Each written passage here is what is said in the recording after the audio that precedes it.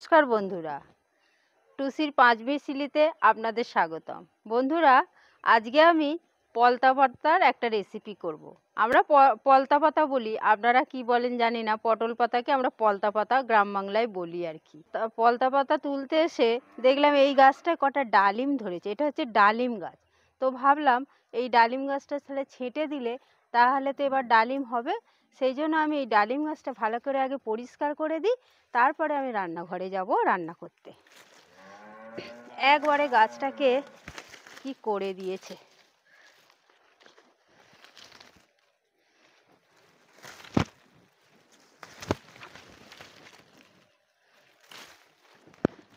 দাঁড়ান, আপনাদের দেখাবো ডালিম হয়েছে।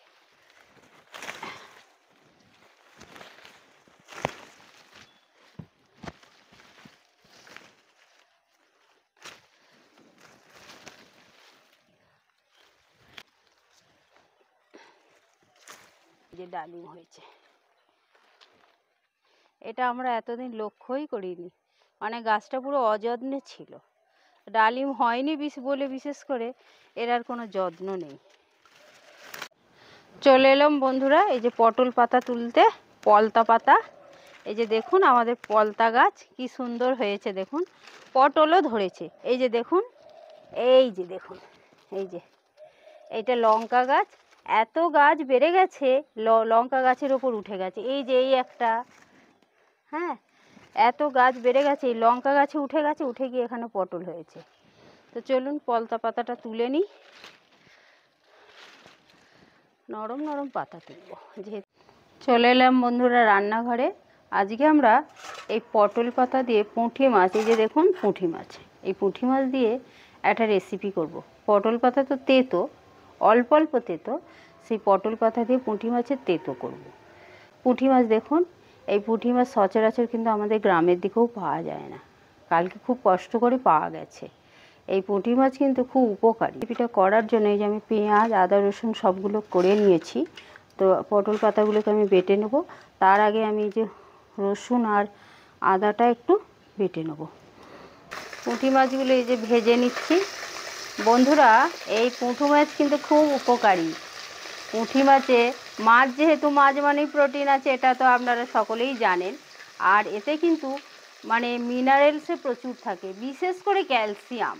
আমাদের বেশিরভাগ মানুষেরই কি এখন ক্যালসিয়াম আর আয়রন, মানে শরীরে রক্ত কম আর ক্যালসিয়াম কম। মানে একটু বয়স হলেই হাঁটুর ব্যথা, হ্যাঁ, বা ছোট বাচ্চাদেরও হচ্ছে।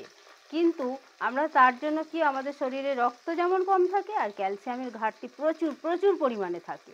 হ্যাঁ, সেই জন্য আমরা যদি এই জাতীয় মাছগুলো একটু আমরা নিজেরা বা বাচ্চাদেরকে খাওয়াই, তাহলে কিন্তু অনেকটাই ঘাটতি, ক্যালসিয়ামের ঘাটতি পূরণ হয়ে যায়। যদিও এই মাছ এখন চট করে পাওয়া যায় না, তবুও পেলেই কিন্তু বন্ধুরা আপনারা কিন্তু এগুলো নানাভাবে রান্না করে বাচ্চাদেরকেও খাওয়াবেন, আপনারা নিজেরাও খাবেন। কারণ এই পুঁটি মাছ বা যে কোনো চুনো মাছ কিন্তু প্রচুর মানে শরীরের আমাদের উপকার করে, ক্যালসিয়ামের ঘাটতি ভীষণভাবে পূরণ করে। মানে দুধ ছানার থেকেও কিন্তু এটা কম নয়। এই সোনামণি, তুমি কি করতে এসছো এখানে? চলে যাও।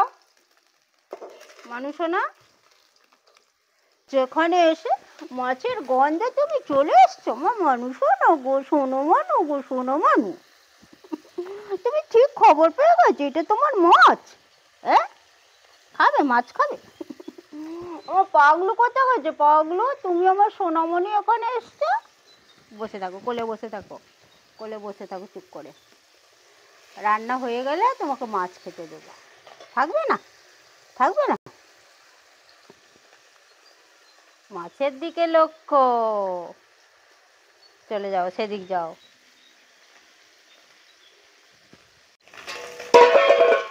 মাছগুলো আমার ভাজা হয়ে গেছে বন্ধুরা। মাছগুলো আমি তুলে নেব। দিয়ে দিল। দেখুন আমার এই পোস্তগুলো কিভাবে জ্বালাচ্ছে আমাকে। একটা লঙ্কা, গোটা লঙ্কা আর একটু জিরে, গোটা জিরে দিয়ে ফোড়ন দিলাম বন্ধুরা। এবারে এই যে পেঁয়াজ কেটে রেখেছিলাম, পেঁয়াজগুলো ভেজে নেবো একটু। কিছুই লাগে না, পেঁয়াজ, একটু রসুন বাটা আর একটু আদা বাটা। মাছের গন্ধে কিভাবে এসছে। ওরা বসে থাক, রান্না হলে দেবো তোদের। এইটা হচ্ছে আমার পাগলু, এটা সোনামণি, আর সেটা হচ্ছে পুটকু। এখনও আছে, সে সোনামুখীটা আছে, চিনি আছে, মৌরি আছে, মিজরি আছে। আমার বাড়িতে অনেক পোষ্য আছে বন্ধুরা। পেঁয়াজটা ভাজা হয়ে গেছে, এবার রসুনটা দিলাম। রসুনটা ভাজা হয়ে গেছে, আদা বাটাটা দিয়ে দিলাম, গুঁড়ো দিলাম, একটু হলুদ গুঁড়ো দিলাম, স্বাদ মতো লবণ। মশলাটা তেল ছাড়তে শুরু করে দিয়েছে। এবার আমি এই যে পটল পাতা বেটে রেখেছিলাম সামান্য দেবো বন্ধুরা, নাহলে খুব তেতো হয়ে গেলে খেতে পারবেন না। পটল পাতাটা একটু দিয়ে দিলাম, দিয়ে ভাজা ভাজা করে নেব। ভেজে রাখা ওই পুঁটি মাছগুলো দিয়ে দেব। এবার সামান্য একটু জল দেবো, বেশি জল দেবো না, সামান্য একটু জল দেবো, কারণ এটা শুকনো শুকনো হবে, একদম চচ্চড়ির মতো হবে। মানে আমি এটা ঢাকা দিয়ে দেবো। এটা হয়ে গেছে, দেখুন বন্ধুরা, এরকম একদম শুকনো শুকনো হবে। এটা হয়ে গেছে, আমি এবার নামিয়ে নেব। দেখুন বন্ধুরা কেমন হয়েছে, আপনারাও বানিয়ে খাবেন আর কমেন্ট করে আমাকে জানাবেন কেমন লাগছে।